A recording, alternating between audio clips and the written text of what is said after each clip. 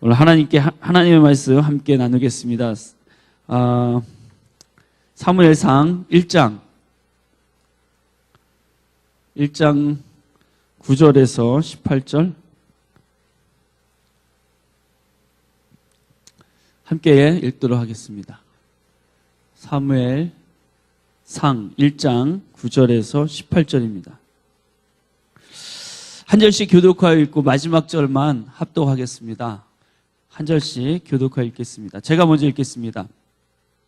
그들이 실로에서 먹고 마신 후에 한나가 일어나니 그때 제사장 엘리는 여호와의 전 문설주 곁 의자에 앉아 있었더라.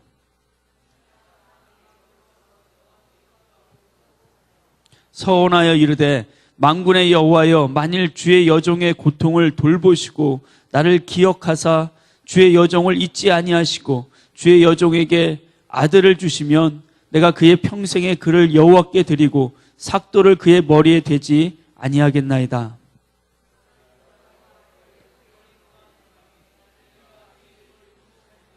한나가 속으로 말하매 입술만 움직이고 음성은 들리지 아니하므로 엘리는 그가 취한 줄로 생각한지라.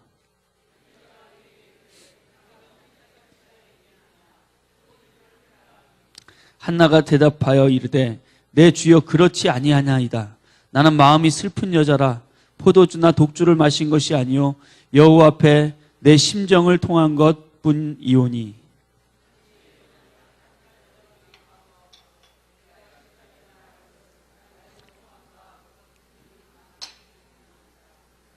엘리가 대답하여 이르되 평안히 가라. 이스라엘의 하나님이 내가 기도하여 구한 것을 허락하시기를 원하노라 하니, 이르되 당신의 여종이 당신께 은혜 입기를 원하나이다 하고 가서 먹고 얼굴에 다시는 근심빛이 없더라. 아멘. 오늘 말씀을 가지고 한나의 기도라는 제목으로 하나님의 은혜를 함께 나누기 원합니다. 지난주에 그 야고보서를 전체 정리하면서 믿음의 사람이 하는 가장 강력한 믿음의 행동으로서 기도를 말씀을 드렸습니다. 그래서 기도는,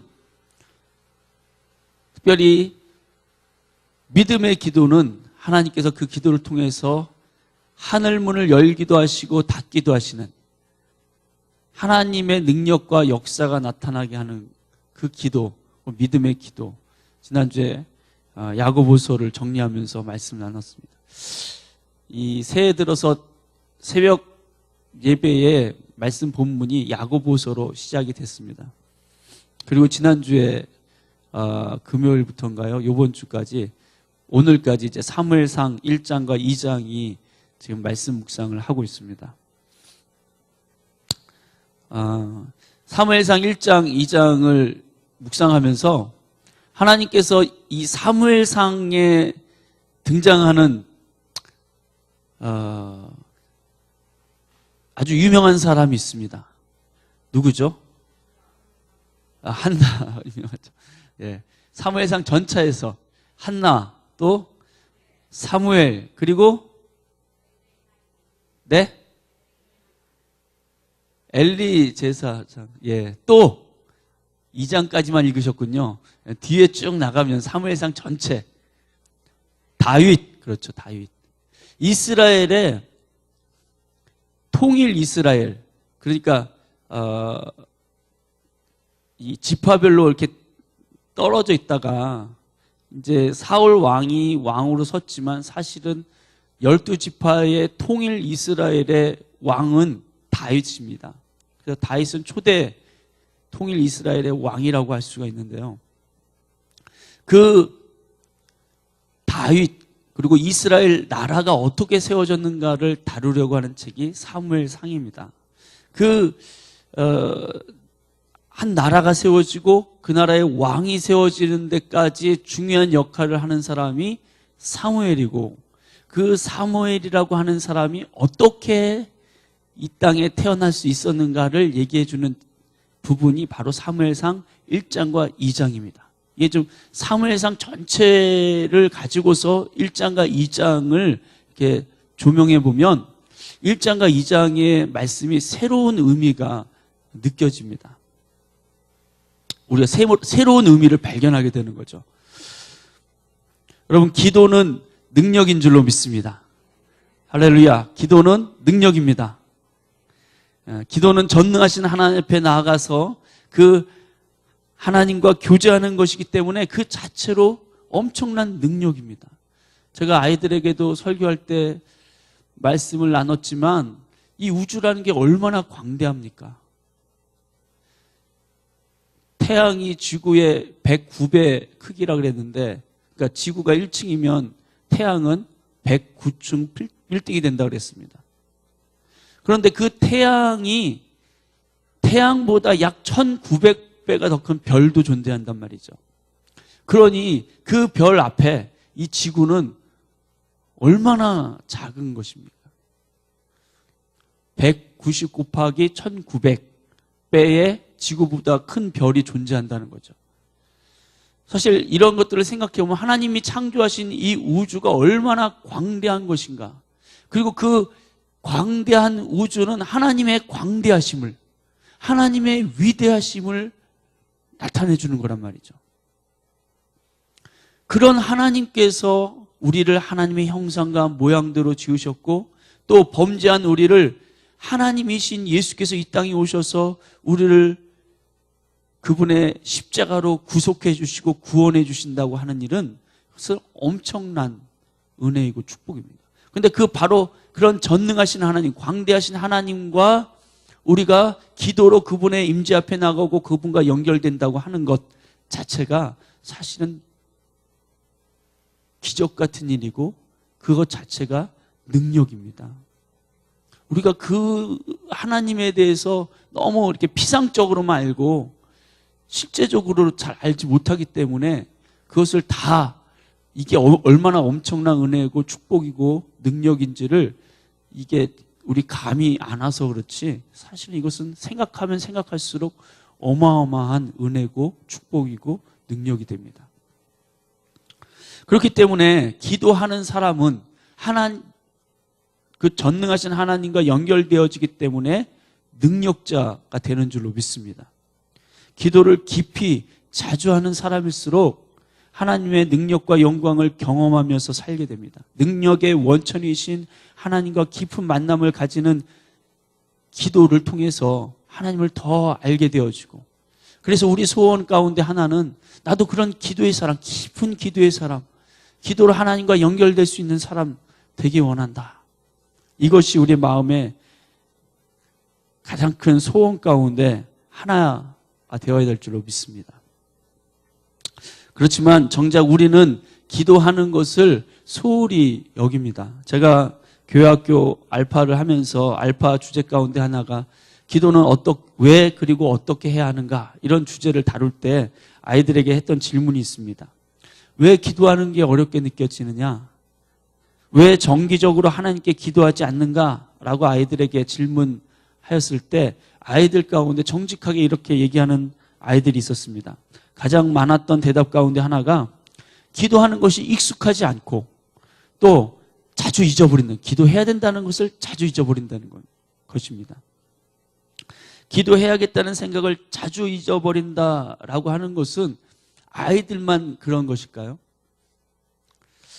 어른인 우리들도 크게 다르지 않다고 생각됩니다. 우리도 실제로는 기도를 굉장히 소홀히 생각하게 됩니다. 왜냐하면 앞서 말씀드린 것처럼 기도가 능력이라는 사실을 모르기 때문입니다. 머리로는 우리가 아멘 하지만 실제로는 기도가 익숙하지가 않습니다. 기도해도 중언부언하는 것 같고 오리무중 헤매는 것 같습니다. 그리고 기도해도 응답이 없다고 생각하기 때문에 기도를 자주 놓치게 됩니다. 그리고 기도는 어렵다라고 하는 생각만 합니다. 기도가 어렵다고 하는 생각을 하는 분들은 우리가 밥 먹기가 너무 어렵다, 숨쉬기가 너무 어렵다 라고 생각하는 것과 비슷하다는 생각을 가져야 합니다. 사람이 물과 성령으로 거듭난 사람, 영적으로 물과 성령에 의해 거듭난 영적인 존재가 되었다고 한다면 우리 살아있는 사람의 심장이 뛰고 육체가 움직이기 위해서 호흡하고 밥을 먹어야 하는 것처럼 기도는 우리 삶에 자연스러운 것이 되어야 합니다. 그렇지만 우리가 영으로 살기보다는 육으로 사는 것에 더 익숙하고 그렇게 길들여져 왔기 때문에 기도하는 것이 어렵게 느껴집니다. 성령을 쫓아 살려고 하는 사람, 육을 죽이고 영으로서 살려고 하는 사람에게는 기도가 호흡처럼 자연스러운 것이 되고 밥 먹는 것처럼 필수적인 것이 되어집니다. 그렇기 때문에 우리는 영으로서 육을 죽이고 영으로 살기 위해서 기도를 자꾸 훈련해야 됩니다. 처음부터 몸에 근육을 가지고 태어나는 아기는 없습니다. 아기가 태어났는데 아빠가 보디빌더예요. 엄마도 보디빌더고. 근데 아이가 태어났는데 보디빌더가 태어났다는 이야기는 들어보지를 못했습니다. 아이는 보디빌더 부모에게 태어났어도 또 그 아이의 삶에서 반복, 지속, 훈련해서 근육을 키워내야 됩니다. 우리도 마찬가지. 기도의 부모가 있다고 하더라도 자연스럽게 자녀가 기도의 사람이 되는 게 아닙니다. 내 구역의 구역장님이나 목사님이 기도를 많이 하신다 그래서 내가 기도의 사람이 자연스럽게 되는 게 아닙니다.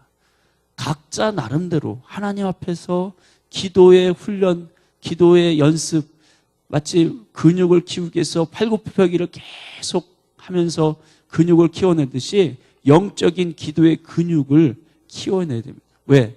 우린 영의 사람이기 때문에. 영의 사람으로 호흡하고 영의 사람의 심장이 뛰게 하기 위해서는 기도의 훈련이 필요하다는 것입니다. 기도가 능력이라는 사실을 잊지 마시기를 부탁을 드립니다. 기도는 반드시 응답이 있고 그에 따르는 보상이 있습니다. 마태복음 6장 6절에 예수님이 기도에 대해서 이렇게 말씀하셨습니다. 너는 기도할 때 내 골방에 들어가 문을 닫고 은밀한 중에 계신 내 아버지께 기도하라. 은밀한 중에 보시는 내 아버지께서 갚으시리라. 기도하는 사람은 이것을 잊어서는 안 됩니다. 기도는 응답이고 기도에는 반드시 하나님의 갚으심, 하나님의 보상이 있다라는 것입니다. 그러므로 기도는 능력이다. 내 삶에 기도 외에 다른 능력이 없다. 말씀을 읽는 것도 그 말씀 속에서 하나님의 마음, 하나님의 뜻을 찾아서 기도하기 위한 것입니다. 기도로 나는 내 삶을 살아가고 내 삶의 자리에서 하나님의 역사, 하나님의 능력을 보기 원하는 겁니다. 기도하는 사람은 세상을 보면서 세상만 보이지 아니하고 세상 가운데 나와 함께 하시는 하나님이 보여지기 시작합니다. 누가 진정한 이 시대의 리더냐? 누가 진짜 이 시대의 리더냐? 그 사람은 보이는 것만을 보게 하는 사람이 아니라 보이지 않는 세계를 볼 수 있게 하는 사람이 진짜 리더가 되는 줄로 믿습니다. 엘리사라고 하는 선지자가 아람 왕국에 늘 마치 첩자를 두고 있는 것처럼 그들이 전쟁하러 올 때마다 길목을 지키고 게릴라전을 펴서 승리를 거뒀습니다. 아람 왕국에서 회의가 있었습니다. 우리 가운데 누군가 첩자가 있는 것 같다.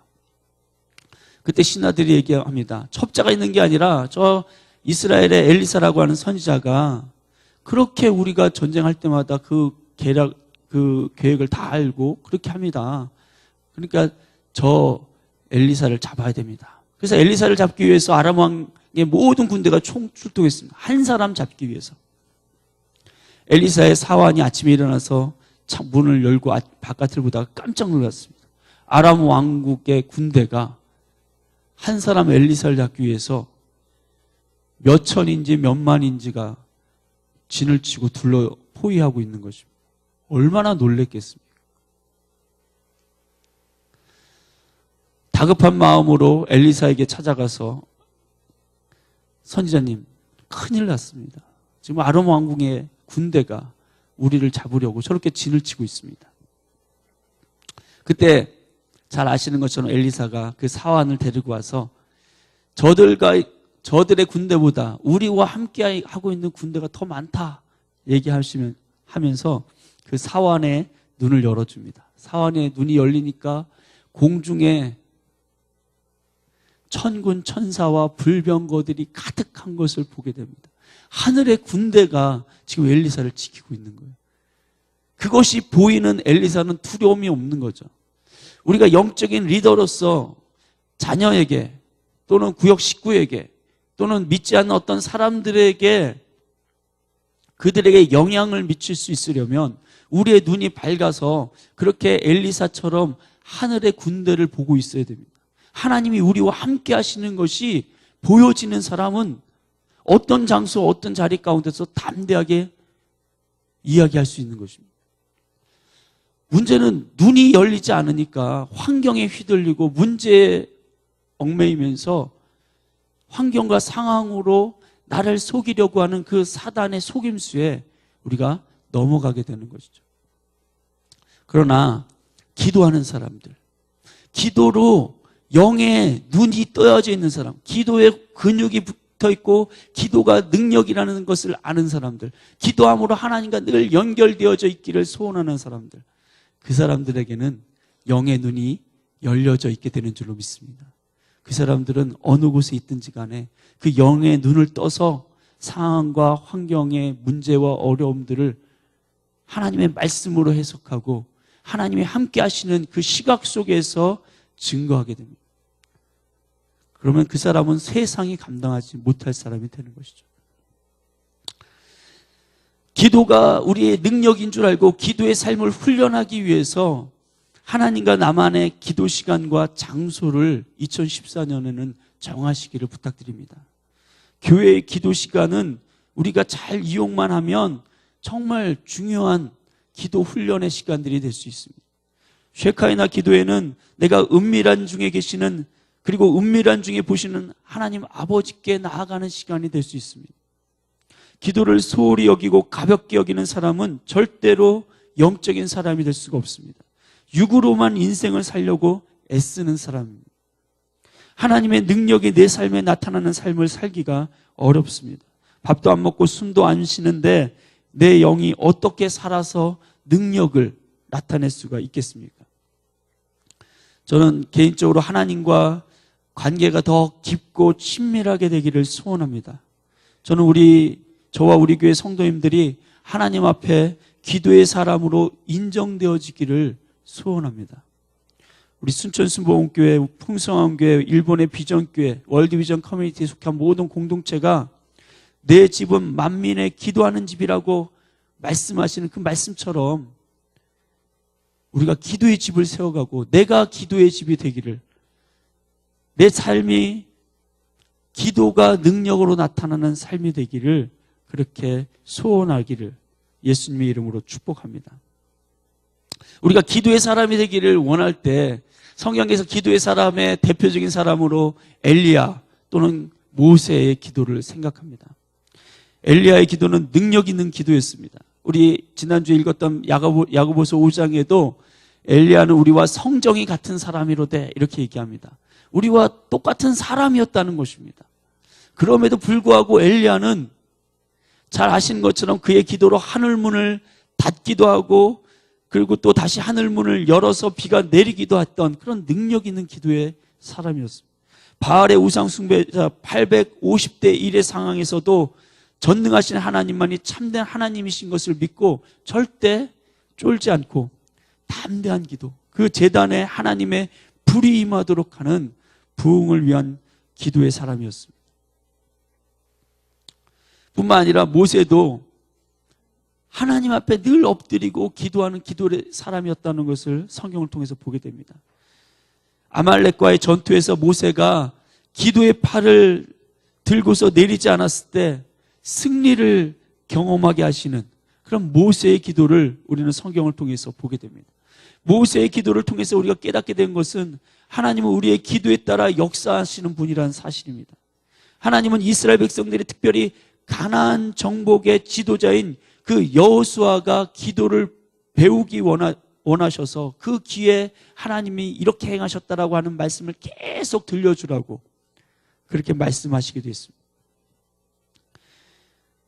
기도의 삶에, 우리 삶의 현장에서 수많은 전쟁이 있을 수 있습니다. 그 전쟁 가운데서 우리가 최선을 다해야 하는 것이 맞습니다. 기도만 하고 감나무에서 감 떨어지길 기다리는 것처럼 그렇게 있는 것은 기도의 사람의 모습이 아닙니다. 여호수아처럼 전쟁 때 한가운데 내가 해야 할 일에 최선을 다해야 합니다. 그와 동시에 전쟁은 여호와께 속해 있다는 것을 알고 하나님께 기도의 팔을 들 줄 아는 사람, 모세와 아론과 훌의 공동체를 가지고 있는 사람, 이런 사람들이 성경은 기도의 사람이라고 표현되어져 있는 것입니다. 그런데 솔직히 말해서 우리는 엘리야나 모세의 이 기도를 묵상하면서 때로는 나 자신의 기도가 위축되어지고 너무 초라하게 느껴지기도 합니다. 왜냐하면 엘리야와 모세의 기도는 위대한 기도였습니다. 위대한 지도자들의 기도이기도 했습니다. 그들은 자신의 유익을 위해서 기도한 것이 아니라 하나님 나라, 하나님 백성을 위한 기도를 했던 사람입니다. 그 위대한 기도에 비해서 저의 기도는 때로는 너무나 무기력하고 초라하게 느껴집니다. 저는 엘리야도 아니고 모세도 아니기 때문입니다. 나 같은 사람의 기도를 하나님이 들으시기나 할까, 이런 생각을 우리가 가질 때가 있다는 것입니다. 그래서 저는 오늘 한나의 기도를 정말 사랑합니다. 한나의 기도, 너무나 인간적인 기도, 그렇지 않습니까? 한나의 기도는 우리의 기도와 너무 많이 비슷합니다. 한나가 기도를 시작한 이유를 오늘 성경은 괴로움 때문이었다, 고통 때문이었다 라고 얘기합니다. 이스라엘의 당시 그 사사시대에 이스라엘의 그 영적 어둠의 상태를 걱정하면서 이 땅에 위대한 지도자를 하나 만들어 세우게 해주세요, 내 자식이 그렇게 되게 해주세요, 그런 기도가 아니었습니다. 그런 거룩하고 위대한 동기가 아니라 자신의 마음의 고통으로 그저 통곡하면서 드리는 기도였다는 것입니다. 그런데 하나님께서는 그 한나의 기도를 위대한 기도로 사용해 주십니다. 한나는 아들을 원한다고 기도했지만 하나님은 그 아들을 이스라엘의 위대한 영적인 지도자인 사무엘로 세상에 나오는 그런 통로가 한나의 기도가 되게 하셨다는 것입니다.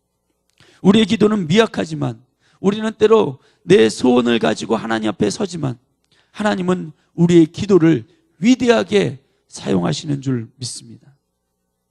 한나의 기도가 마음의 괴로움 때문이었다고 하는 것은 우리가 기도하는 것에 자신감을 줍니다.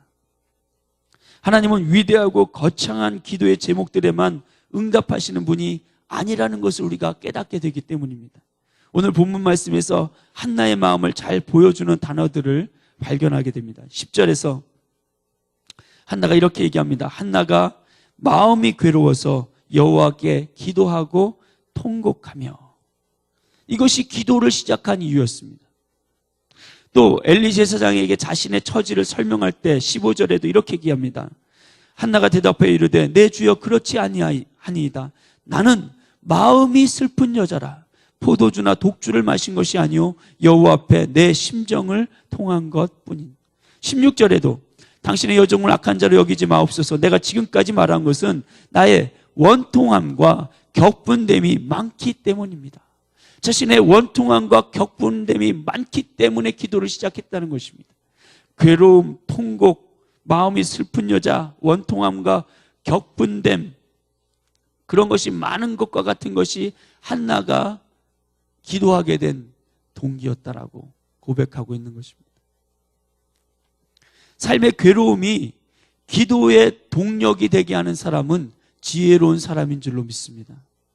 괴로운 문제, 고통스러운 삶의 문제로 한탄하고 좌절하고 탄식하기만 하면 그 사람은 하나님과 아무런 관계가 없는 사람일 뿐입니다.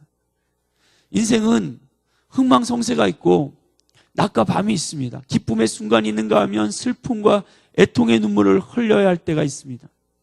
성경은 지난번에 우리가 읽었지만 야고보서 5장 13절에 너희 중에 고난당하는 자가 있느냐? 그는 기도할 것이요. 즐거워하는 자가 있느냐? 그는 찬송할지니라. 이렇게 말씀하셨습니다. 제 인생 가운데도 야, 이렇게 행복할 수가 있을까?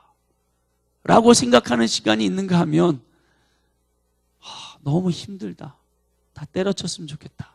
라고 고통스럽게 탄식하는 시간들이 있는 것을 보게 됩니다. 그것이 인생인 것입니다. 많은 고난 가운데 있었던 다윗은 이렇게 고백합니다. 시편 18편 6절에 같이 한번 읽을까요? 시작. 내가 환난에서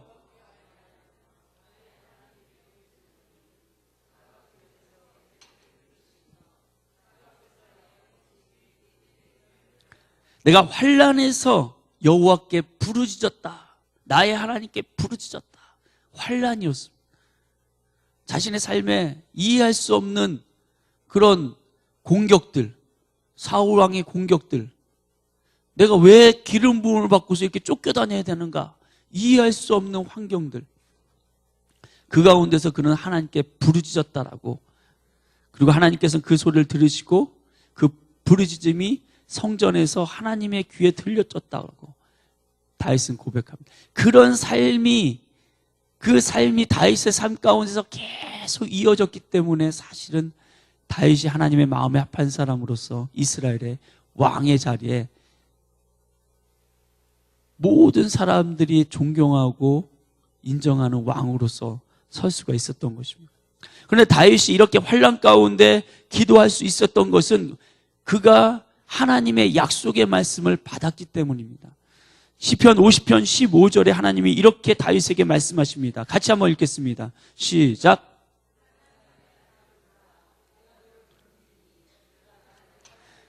하나님께서는 다윗에게 환난 날에 나를 부르라 라고 약속하신 것입니다. 그러면 내가 너를 건지겠다. 내가 너를 건지는 것을 통해서 너는 나를 영화롭게 할 것이다 라고 말씀하십니다.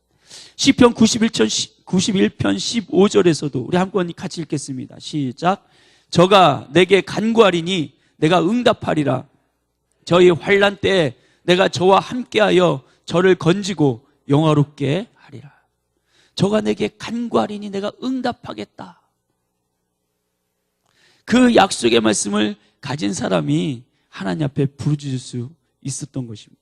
시편 142편 1절과 2절에서도 다윗은 이렇게 고백을 합니다. 같이 한번 읽겠습니다. 내가 소리내어 여호와께 부르짖으며 소리내어 여호와께 간구하는도다. 내가 내 원통함을 그 앞에 토하며 내 우환을 그 앞에 진술하는도다. 자기의 원통함을, 자기의 우환을 하나님 앞에 토해내면서 그분 앞에 진술한다고. 하나님이 몰라서요? 우리 아버지께서 우리 삶을 몰라서 우리가 기도합니까? 그렇지 않습니다. 하나님께서는 우리에게 환난 날에 부르짖으라고 말씀하셨습니다. 그래서 우리가 그때 우리를 건져주심으로써 그 일이, 그 사람이 하나님을 영화롭게 할 것이라고 말씀하시는 겁니다. 다윗이 기도의 사람일 수 있었던 것은 그가 환난 가운데 나를 부르라 라고 말씀하신 하나님의 약속의 말씀을 믿었고 그 말씀을 의지해서 하나님께 환난 날에 부르짖었다는 것입니다. 사랑하는 성도 여러분, 환난 날에 나를 부르라고 말씀하시는 하나님의 음성을 오늘 이 시간 듣게 되시기를 예수님의 이름으로 축원합니다. 마음에 괴로움을 주는 사건 그리고 환경의 어려움들은 전능하신 하나님을 찾아야 할다라는 것을 알려주는 신호등과 같은 것입니다. 신호등에 불이 들어오면 지금 하나님이 날 찾으시는구나, 내가 기도의 자리를 회복해야 할 때구나 하는 것을 알아야 합니다. 그러나 마음의 괴로움에도 불구하고 기도할 줄을 모르는 사람이 있습니다. 마음의 괴로움을 술로 달래려고만 합니다. 주부는 TV로, 드라마로, 아이들은 시험의 스트레스, 한 주간의 학교에서 스트레스를 게임으로 달래려고 합니다. 어떤 사람은 될 대로 되라고 자포자기합니다. 우리가 연약한 인간이기에 그럴 수 있습니다. 그러나 바로 그때가 내가 하나님을 얼마나 신뢰하고 의지하는지를 나타낼 수 있는 시간이라는 사실을 우리 생각해야 합니다. 내 삶 가운데 괴로움이 몰려오면 몰려올수록 더 하나님 앞에 마음을 토하고 내 심정을 통하기 위해서 기도의 자리로 나와야 할 줄로 믿습니다.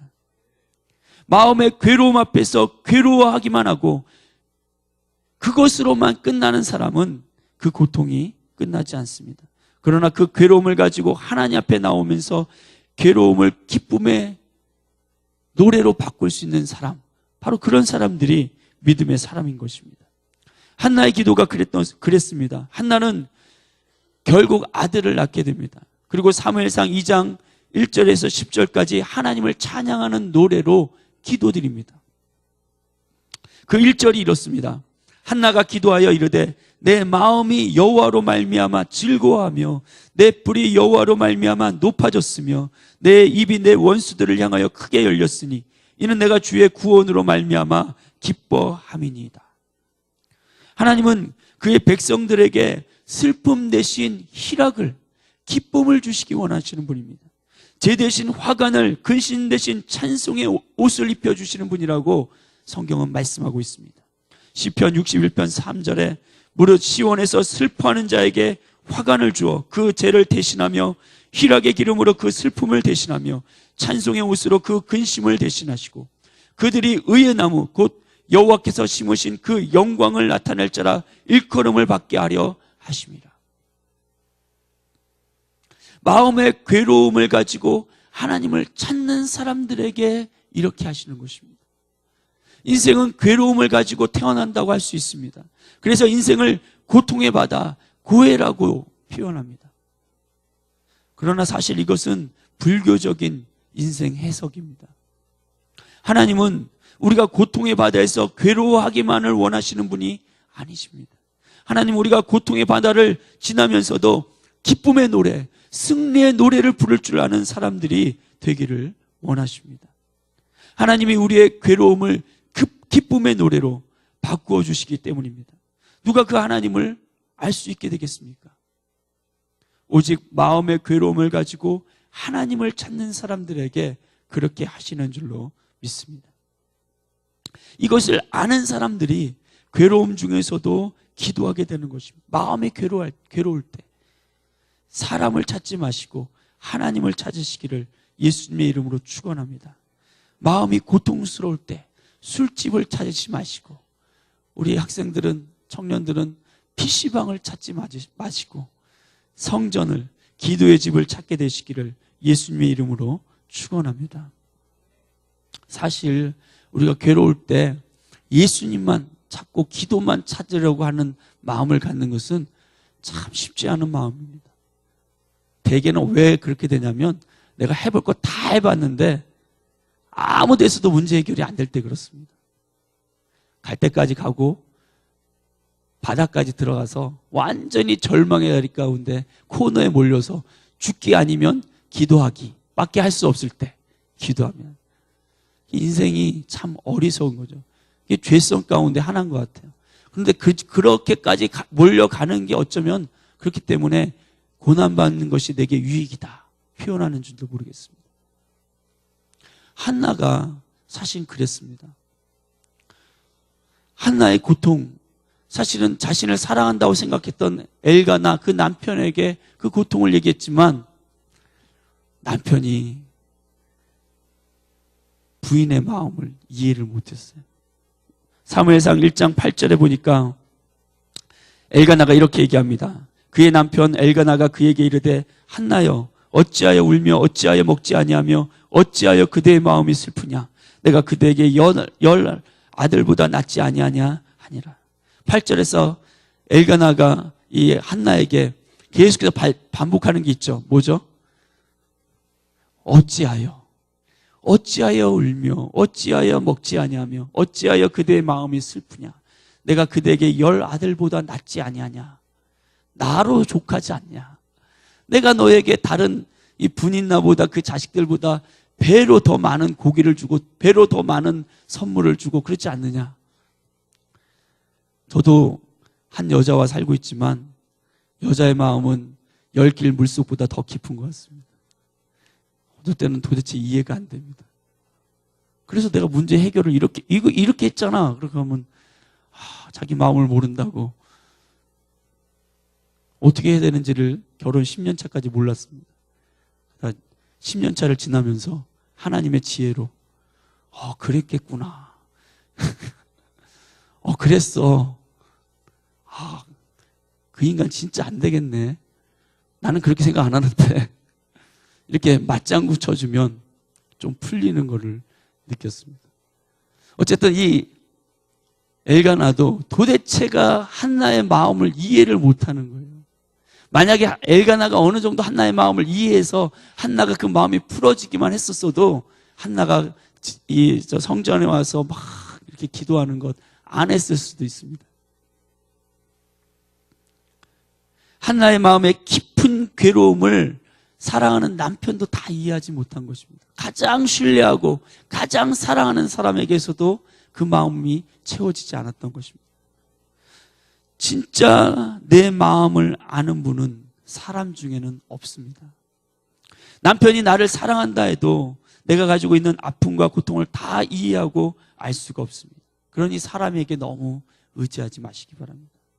물론 부부가 사랑으로 마음을 나누는 관계가 되는 것은 너무나 중요합니다. 왜냐하면 함께 가정이라고 하는 하나님의 나라를 세워가는 동역자요 동지이기 때문에 그렇게 마음을 나누는 것은 굉장히 중요합니다. 또 내 고통과 아픔을 나눌 수 있는 공동체는 정말 건강하고 중요합니다. 그래서 부부가 서로 사랑으로 중보자가 되어주는 것, 그리고 소그룹 구역이 서로 같은 마음, 같은 아픔과 고통을 느끼면서 사랑의 중보자가 되어주는 것이 필요하고, 하나님은 그런 사랑의 기도, 연합해서 한 마음으로 드려지는 기도에 신실하게 응답하십니다. 그러나 때로는 기도를 함께 하는 것으로 가지 않고 그냥 마음을 토해내고 서로 그냥 그랬어, 그랬겠구나, 그 자식 나쁜 자식이네, 뭐 이런 것으로 끝나버리는 것이 된다면, 그것이 기도로 이어지는 것이 되어지지 않는다면, 그래서 누군가를 함께 험담하고 함께 비난하고 함께 정죄하면서 그러면서 마음을 서로 나누고 서로를 이해해주고 서로의 마음이 풀어지는 것이 되어진다면, 그래서 그 공동체의 기도가 사라진다면 그것은 하나님께서 기뻐하시는 일이 아닌 줄로 믿습니다. 그러니까 내가 그렇게 기도 제목을 내놨다 할지라도 이 사람들이 나를 위해서 기도해 줄 거니까 나는 좀 기도 쉬어야겠다, 이런 생각하지 마시고, 이 사람들이 나를 이해해 주기는 한다 할지라도, 그러나 진짜 내 마음을 아시고 내 문제를 해결하실 분은 하나님밖에 안 계십니다. 그래서 내가 하나님 앞에 단독자가 되어서 그분 앞에서 그분을 붙잡고 씨름하는 야복강가의 야곱처럼 그렇게 기도의 사람이 되어야 될 줄로 믿습니다. 예전에 어떤 TV 프로에서 차인표 씨가 나와서 북한의 탈북 난민 문제에 대해서 이야기하는 것을 들으며 크게 공감했던 적이 있습니다. 그 프로에서 차인표 씨가 자신의 어릴 적 경험을 이야기하면서 이렇게 얘기했습니다. 한 대여섯 살쯤 됐을 때 마당에서 놀다가 마당에서 지하실로 연결되는 그런 창문이 있었는데, 저도 생각해보면 고등학교 때 그런 창문 달린 집이 있었던 것 같아요. 마당에서 지하실로 이렇게 쇠창살이 있는. 그 지하실로 연결된 작은 통로가 있었는데 호기심에 그곳에 이렇게 얼굴을 밀어 넣었다가 이게 빼내지를 못했다고 합니다. 눈앞에 보이는 것은 캄캄한 지하실 어둠이었습니다. 그 어둠 속에서 엄마 놀래가지고 엉엉 우는데, 그 울음에 그냥 지하실이 온통 시끄러워지면서 그랬습니다. 울었다고 합니다. 그런데 그 자신의 울음소리가 모두 지하실 어두운 바닥으로 다 가라앉는 것 같은 느낌이 들었답니다. 엄마에게까지 그 소리가 안 들리는 것처럼 생각됐다는 것이죠. 그런데 같이 놀던 이 차인표 씨의 형이 그 동생의 모습을 보면서 옆에서 같이 엉엉 울면서 엄마를 부르더라는 것이죠. 형하고 몇 살 차이가 안 나고, 그러니까 형도 어려서 이 동생의 모습을 보면서 뭘 어떻게 해야 될지를 몰라 당황해서 같이 그냥 무서워서 엄마를 부른 겁니다. 엄마. 그래서 엄마가 그 형의 울음소리를 듣고 달려와서 자신을 꺼내주었다는 이야기를 했었습니다. 자신이 북한 주민과 탈북 난민들을 위해서 지금 시위를 하고 피켓 들고 그렇게 하는 것은 지금 그들이 울어도 그 소리가 국제사회에 전달이 안 되는데 자신이 그들에게 해줄 수 있는 것은 함께 울어주는 것이라는 겁니다. 저는 그 이야기를 들으면서 이 신앙이 좋은 차인표 씨가 지금 중보기도의 원리, 중보기도자의 마음에 대해 잘 설명하고 있구나 하는 생각이 들었었습니다. 마음을 같이 하고 같이 괴로움과 고통 가운데서 내가 그것을 다 이해하지 못하지만 함께 울어주는 기도가 중보기도인 것입니다.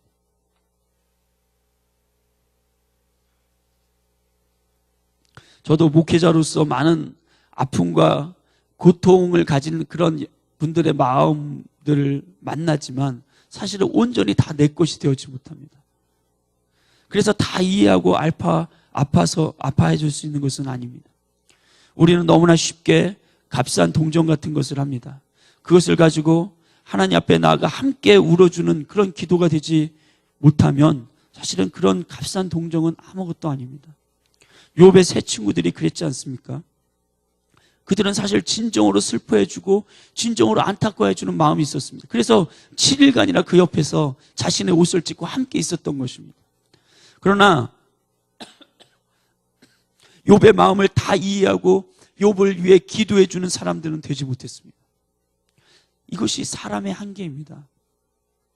진정한 중보자가 되기를 소원해야지 그 사람의 고통과 아픔을 그냥 정보 정도로 알고 가십거리로 생각하고 이야기하는 사람들은 되어서는 안 되는 것입니다. 함께 울어줄 수 있는 사람, 함께 기도해 줄 수 있는 사람, 이런 사람들이 우리 공동체에 많아지게 되기를 예수님의 이름으로 축원합니다. 한나의 남편 엘가나도 한나의 마음을 온전히 이해하지 못했습니다. 그런데 그것이 오히려 한나의 기도를 깊이 있게 해줬습니다. 아, 내 마음 알아주는 사람 없구나. 하나님밖에 없겠구나. 한나는 자신의 마음을 알아줄 분은 오직 하나님 한 분밖에 없다는 사실을 알게 된 것입니다. 내 주변에 나를 도울 사람은 아무도 없다고 생각되는 때가 오히려 하나님께 나아가 온 마음으로 기도할 수 있는 시간이 되어지는 것입니다. 엘리 제사장이 한나가 성전에서 술주정한다고 생각할 정도로 한나는 깊은 기도를 드리는 것을 보게 됩니다. 12절에서 15절까지 보면 그가 여호와 앞에 오래 기도하는 동안에 한나가 하나님 앞에서 오래 기도했습니다. 오래 기도하는 동안에 엘리가 그의 입을 주목한즉 한나가 속으로 말하며 입술만 움직이고 음성은 들리지 아니하므로 엘리는 그가 취한 줄로 생각한지라. 엘리가 그에게 이르되 내가 언제까지 취하여 있겠느냐 포도주를 끊으라 하니. 사실 이게 술 취해서 술주정하는 사람들이 성전에 몇 명 있었던 것 같아요. 이런 일이 가끔 일어나는 일이었습니다. 하도 영적인 혼돈과 어둠 가운데 있던 시절이라 제사 지내려고 가져왔던 그걸 가지고 자신들이 취해서 그렇게 있었던 사람들이 있었던 거죠. 그런데 한나가 이렇게 얘기합니다. 15절에 한나가 대답하여 이르되 내 주여 그렇지 아니이다. 나는 마음이 슬픈 여자라 포도주나 독주를 마신 것이 아니요 여호와 앞에 내 심정을 통한 것뿐이오니. 한나의 괴로움은 누구도 남편조차도 이해하거나 함께 해주지 못하는 그런 마음이었기 때문에 한나는 하나님께만 자신의 심정을 통하기 원했던 것입니다. 한나의 기도는 괴로움으로 시작했지만 하나님과 마음을 통하는 기도까지 나아가게 되었습니다. 심정을 통하는 기도를 하나님은 우리와 함께 하시기를 원하십니다. 그래서 우리에게 성령을 보내시는 것입니다. 로마서 8장 26절 27절 우리 한번 같이 읽도록 하겠습니다. 같이 읽겠습니다. 시작.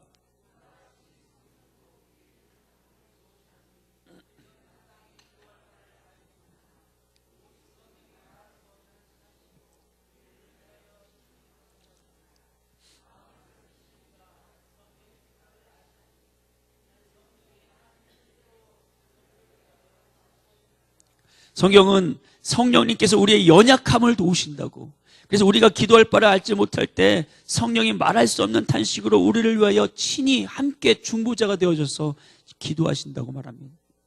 그러면서 마음을 살피시는 이가 성령의 생각을 아시나니, 마음을 살피시는 이 하나님께서 성령의 생각을 아신다는 것.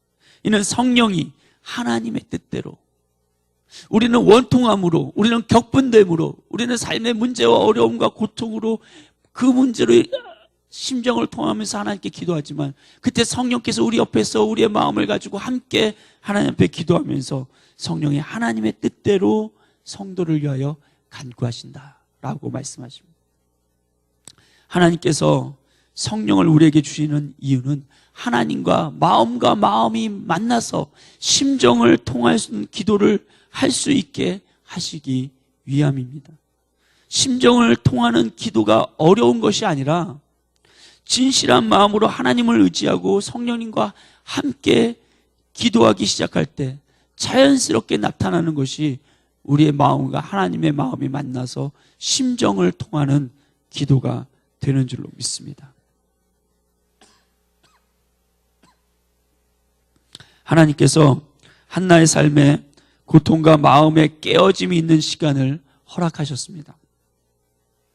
사실 하나님께서 미리 알아서 그냥 한나에게 저렇게 고통스러워하면서 울면서 죽기 아니면 기도하기, 뭐 이런 식으로 사생결단하면서 매달리고 기도하는 것, 그냥 자녀 미리 줘버렸으면 필요하지 않은 시간들이었을 겁니다.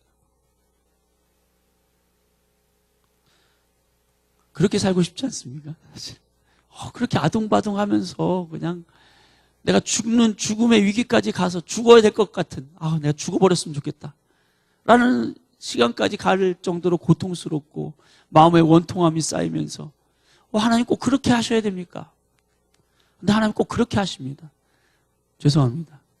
오늘 성경에 보니까 그래요. 오늘 성경 본문에 하나님께서 한나에게 자식을 주시지 않는 것이라고 2번이나 반복해서 말씀합니다. 5절과 6절입니다. 같이 한번 읽을까요? 시작. 한나에게는 갑절을 주니 이는 그를 사랑함이라. 그러나 여호와께서 그에게 임신하지 못하게 하시니, 여호와께서 그에게 임신하지 못하게 하심으로 그의 적수인 분인나가 그를 심히 격분하게 하여 괴롭게 하더라. 하나님께서 한나의 태를 막고 계시는 겁니다. 하나님께서 내 삶의 그 고통, 어려움, 하나님이 주고 계시는 거예요. 왜? 나를 기도의 사람으로 빚으시기 위해서, 나를 하나님의 마음과 마음이 만나는 심정을 통하는 기도의 사람이 되게 하시기 위해서, 하나님이 하시는 일을 좀 알 수 있는 사람이 되게 하시기 위해서 우리에게 고통스러운 삶의 현장을 만나게 하시는 줄로 믿습니다.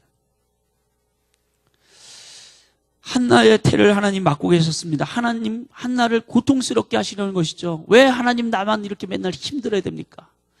왜 나만 이렇게 어렵습니까? 그렇게만 생각한다면 하나님의 마음과 생각을 잘 모르는 사람입니다. 우리는 마치 영화 한 편의 전체를 그 결말까지 보고 아는 것처럼 한나의 이야기 그 결말까지를 다 알고 있습니다. 더욱이 하나님께서 왜 이런 일들을 하고 계시는지를 알 수 있습니다. 사무엘상 2장 35절에 하나님께서 이렇게 말씀하십니다. 같이 한번 읽겠습니다. 내가 나를 위하여 충실한 제사장을 일으키리니 그 사람은 내 마음 내 뜻대로 행할 것이라. 내가 그를 위하여 견고한 집을 세우리니 그가 나의 기름 부음을 받은 자 앞에서 영구히 행하리라. 당신은 이스라엘 사사 시대로 영적인 암흑기였습니다.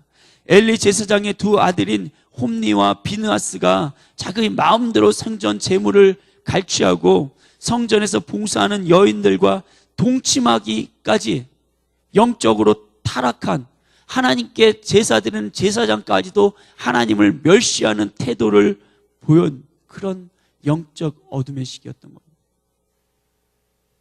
하나님은 이런 이스라엘의 영적 무지와 어둠 가운데서 새롭게 이스라엘을 세워갈 지도자를 세우기 원하셨던 것입니다.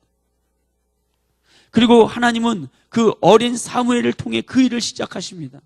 그는 하나님의 마음, 하나님의 뜻대로 행할 충실한 제사장으로 하나님 앞에서 자라가기 시작했다고 성경은 말씀합니다.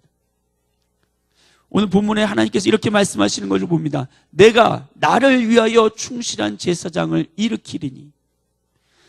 하나님께서 바로 그 하나님 마음에 합한 하나님 뜻대로 행하는 그 충실한 제사장을 직접 하나님이 일으켜 세우시겠다고 말씀하시는 겁니다. 바로 그 직접 하나님이 일으켜 세우시는 그 일 가운데 통로가 됐던 사람이 바로 한나였던 것입니다. 한나의 태가 하나님께 막혀서 그 삶의 고통, 격분, 원통함이 있었던 것은 하나님께서 이스라엘의 영적 어둠을 밝힐 새로운 영적 지도자를 세우기 위한 하나님의 거대한 계획 가운데 한 부분이었다는 것. 마치 큰 모자이크 가운데 한 조각이었다는 것. 여러분, 우리 삶에 당하는 환난, 고통, 어려움, 나를 너무 속썩이는 그 자식, 아들일 수도 있고 남편일 수도 있습니다. 죄송합니다. 이렇게 썰렁한 농담을. 그놈, 그 문제, 풀리지 않은 그 일, 그것이 사실은 하나님이 거대한 구원의 계획, 하나님 나라를 세워가시는, 그래서 그 하나님 나라의 영적 새로운 지도자로서 다의 왕을 세우기 위한 그런 사무엘을 만드시기 위해서 한나라고 하는 여인의 고통을 사용하고 계십니다. 그 고통의 주체가 누굽니까? 하나님이셨어요. 태를 맡고 계셨잖아요.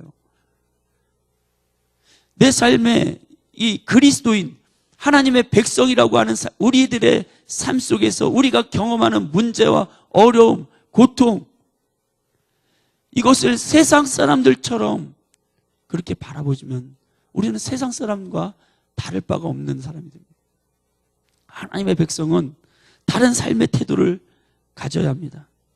세상 사람들은 문제와 어려움 만나면 뭐라고 얘기합니까? 내가 전생에 무슨 죄가 있길래, 아이고 내 팔자야, 내가 무슨 죄가 있어서 이런 일이 있는가, 이런 식으로 이야기를 합니다.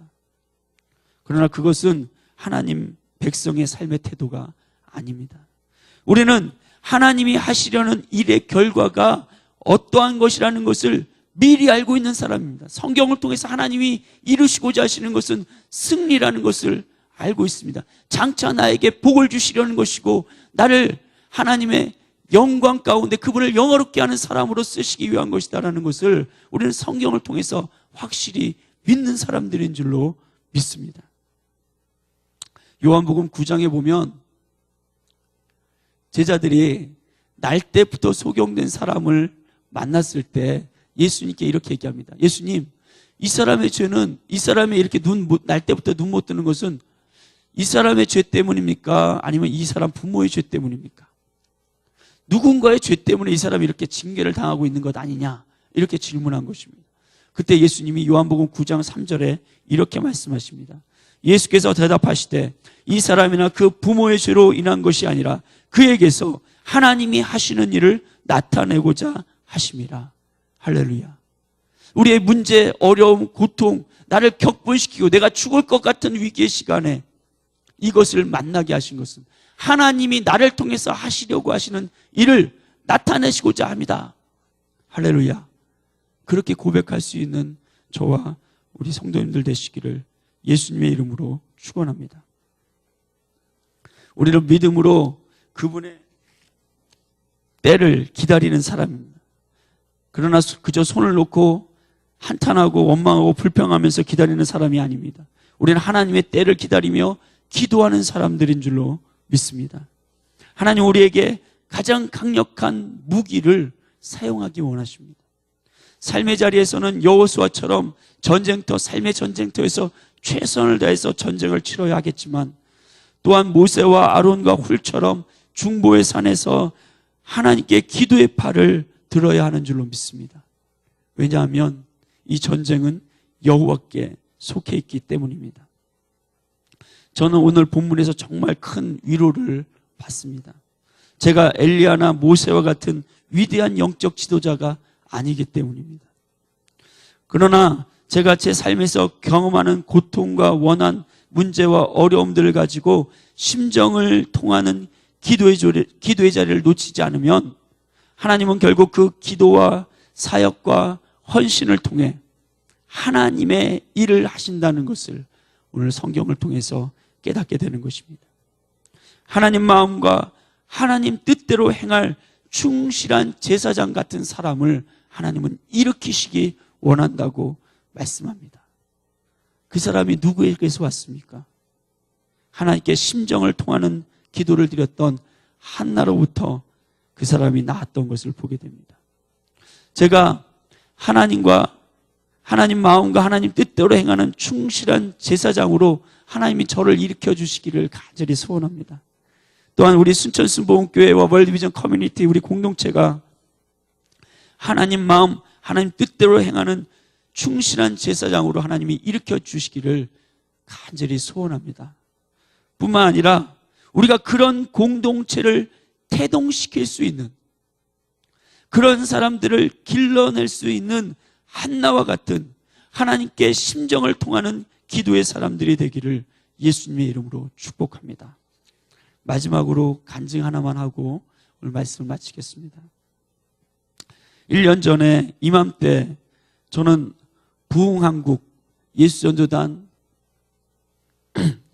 한국대학생선교회 CCC라고 하는, 또 평화한국이라고 하는 곳에서 주최한 통일 비전 캠프라는 곳에 다녀왔었습니다. 대한민국의 통일을 위해 기도하고 준비하는 모임입니다. 이곳에서 작년에 우리 강사로 오셨던 그 100일 고흥의 나로도에서 원불교 법당에서 목닥치다가 성령 세례 받으셨던 이민교 선교사님을 제가 여기 목욕탕에서 만나서 이분을 강사로 한번 우리 모임에 모시기도 했었습니다. 또 지난 여름에 강사로 오셨던 오테레사 선교사님도 이곳에서 만났었습니다. 그런데 이곳에서 제가 만나게 됐던 한 분이 있어요. 이 세 분은 다 하나님이 제게 마음을 막 강권하셔서 제 마음에 부담감을 주시고 하나님의 음성으로, 진짜 이민교 선교사님 만날 때는 오늘 못 만나고 가면 내가 오늘 오전 강의 듣고 이제 내려가야 되는데 못 만나면 어떡하지? 이런 생각을 할 때 내 앞에 이렇게 벗겨진 분이 알몸으로 이렇게 지나가는 거예요. 어디서 많이 보던 분이다. 이민교 선교사님. 그분과 온탕과 냉탕을 왔다 갔다 하면서 엄청 좋아하시더라고. 그거를 금식 3일이나 하신 분이. 그걸 같이 발가벗고 온탕을 이렇게 상상하지 마시고 이렇게 해서 이렇게 하나님, 그럼 진짜 하나님의 인도하심 막 이렇게 느껴졌던 시간들이었습니다. 근데 그때 제가 만났던 한 분이 더 있었는데, 예전에 한번 소개해드렸던 탈북 세터민 김현희 씨라는 분입니다.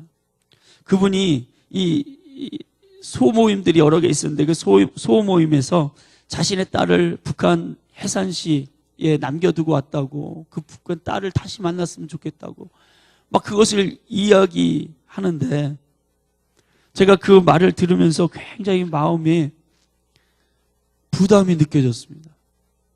기도하는데 하나님께서 가까이 가서 그를 위해서 기도해 주라는 마음을 자꾸 주시는 거예요. 그분은 탈북해서 예수님을 믿었지만 정말 초신자였습니다. 그분이 의지할 분은 하나님밖에 없어 보였습니다. 그런데 그분의 고백을 듣다 보니까 와가지고 중국 조선족 남편을 만났는데 사기를 당해가지고 맨날 매맞고 이혼을 하려고 그러니까 대한민국 정부에서 준 아파트 보상금 다 내놓으라는 겁니다. 그럼 이혼 안 해줍니다. 마침내 이혼해 주기로 해서 이제 그 캠프를 끝나고 돌아가면 이혼 서류에서 딱 끝나는 그런 시점이었습니다. 정말 이제 가진 것 아무것도 없고 자기를 도와줄 사람 아무도 없고 그런 절박한 심정 가운데 이야기라고 그분과 함께 그 기도를 하는데, 그분의 그 모습 가운데서 하나님께 심정을 통하는 기도를 드리는 그 하나의 모습 같은 모습을 제가 보게 되었습니다. 정말 절박하게 하나님께 그 심정을 토하면서 기도하는 것이었습니다. 함부로 제가 뭘 돕겠다고 말했다가 뒷감당을 못할까 봐 내가 이걸 뭐라고 얘기해야 되지? 하나님 마음 막 부담감을 주시는데, 그래서 그냥 제 전화번호 적어주면서, 제가 뭐 돈이 많은 사람도 아니고 제가 어떻게 할 수가 없습니다. 그러나 제가 함께 기도하겠습니다. 그러면서 제 전화번호를 주고 연락처를 하라고 얘기를 드렸습니다. 그때 제 앞에서 마음을 토하는 기도, 하나님 한 분밖에 의지할 것이 없어서 눈물로 하나님을 의지하고 호소하였던 그분의 그 기도하는 모습은 지금도 제 안에 선명하게 기억으로 남아 있습니다. 그리고 1년이 지나서 그분에게 1년 동안 정말 엄청난 난관이 있었습니다. 왜 탈북자들은 그렇게 또 결혼을 하려고, 옆에서 주변 사람들이 자꾸 그러는 거예요. 너 혼자 여자로 이렇게 있으면 어렵다. 그러니까 남자를 만나라. 그리고 또 다른 남자를 만났는데 이 북한 남자들의 특성 가운데 하나가 일을 안 하는 겁니다. 여자들만 일을 시켜요. 모든 북한 분들이 그런 건 아니, 북한 남자들이 그런 건 아닌데 어쨌든 이 남자가 그랬던 거죠. 그래서 어쨌든 굉장히 어려운 시간들을 보내고 막 그 사람과 또 헤어져서 떨어지려고 그러면 칼 갖고 와서 죽인다 그러고 경찰들도 어떻게 할 수 없는 그런 상황들까지 가게 되었습니다. 다행히 제가 알고 있는 서울에 있는 어떤 선배님 한 분이 탈북 세터민과 관련해서 일을 하시기 때문에 그분과 연결을 해드릴 수 있었습니다. 그리고 그분이 목포로 내려오게 되었다는 소식을 들었습니다. 목포에서도 고생을 많이 했습니다.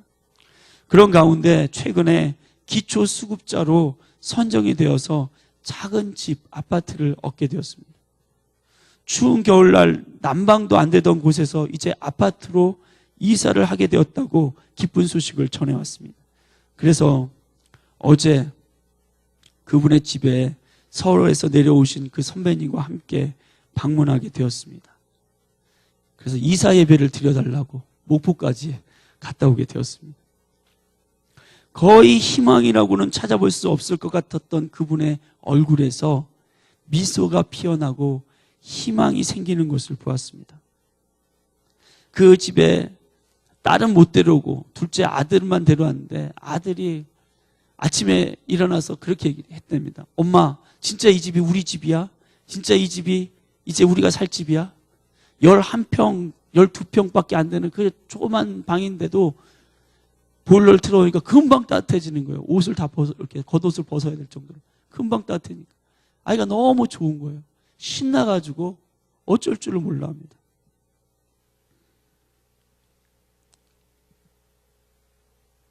어제 그분의 집에서 간단하게 이사 예배를 드리면서 저희가 이런저런 많은 생각을 하게 되었습니다. 하나님께서 우리 인생에 하나님이 계획하신 복이 있고 그것을 허락하십니다. 마치 가나안 땅이 있고 가나안 땅을 이스라엘 백성들에게 허락하시는 것처럼. 그러나 그 과정 가운데 그것을 내 것으로 취하는 데까지는 수많은 고통과 어려움과 전쟁과 같은 시간들이 기다리고 있습니다. 광야의 시간들을 지나가게 하시는 것이죠. 그러나 그 과정을 하나님을 의지하고 신뢰하면서 기도하는 사람들, 기도로 자신의 마음을 토하고 하나님의 심정과 통할 수 있는 사람으로 하나님 우리를 빚어가시는 줄로 믿습니다. 문제와 어려움은 기도로 하나님을 만나게 하시려는 하나님의 수단이요 하나님의 방법이라는 생각을 제가 다시 한번 가지게 되었습니다. 그분에게 이사 예배로 말씀을 전하면서 이렇게 말씀을 드렸습니다. 1년 전 통일 비전 캠프에서 하나님만을 의지하고 간절히 심정을 통하는 기도를 드렸던 그날을 저는 기억합니다. 바로 그날의 그 기도가 오늘 저와 또 여기 돕기 위해 함께 하신 분들이 이 자리에 있게 하셨습니다.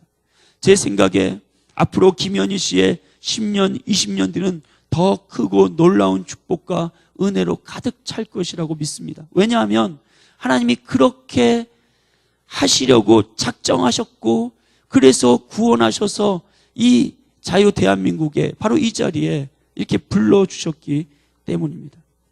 그러니 하나님께 기도로 계속 나아가는 것을 멈추지 마십시오. 그리고 이 아들을 통일 한국의 지도자가 되게 해달라고 기도하십시오. 하나님의 아들로 키울 수 있도록 하나님께 드리십시오. 저는 이 아이가 어쩌면 20년, 30년, 40년 뒤에 있게 될 통일 한국에서 훌륭한 지도자로 나라와 민족을 위해 봉사할 수 있게 되지 않을까 그렇게 생각합니다. 이러면서 말씀을 전했습니다. 제가 이렇게 담대하게 말씀을 전할 수 있었던 이유는 오늘 말씀의 배경이 되는 한나라고 하는 여인이 드렸던 기도의 그림을 제가 가지고 있었기 때문입니다. 저는 이 말씀을 오늘 저와 또 여기 계시는 성도님들에게도 드리고 싶습니다. 우리가 엘리야도 아니고 모세도 아닐 수 있지만 이스라엘 가운데 아무도 주목하지 않고 오히려 고통과 원통함 가운데 절망에 빠져 있는 한나와 같은 기도의 사람은 될 수 있지 않겠습니까? 그리고 하나님은 그 한나의 기도를 들으시고 이스라엘을 세워가시는 것처럼 우리의 기도를 통해서 하나님의 나라를 세워가실 줄로 믿습니다. 우리의 기도를 통해서 하나님의 사람들을 일으키실 줄로 믿습니다. 저와 여러분의 기도를 통해 이 땅에 신실한 기도에 신실한 지도자들이 나와서 주님 오실 길을 준비해가는 동역자들로 세워지기를 간절히 소원합니다. 기도하겠습니다.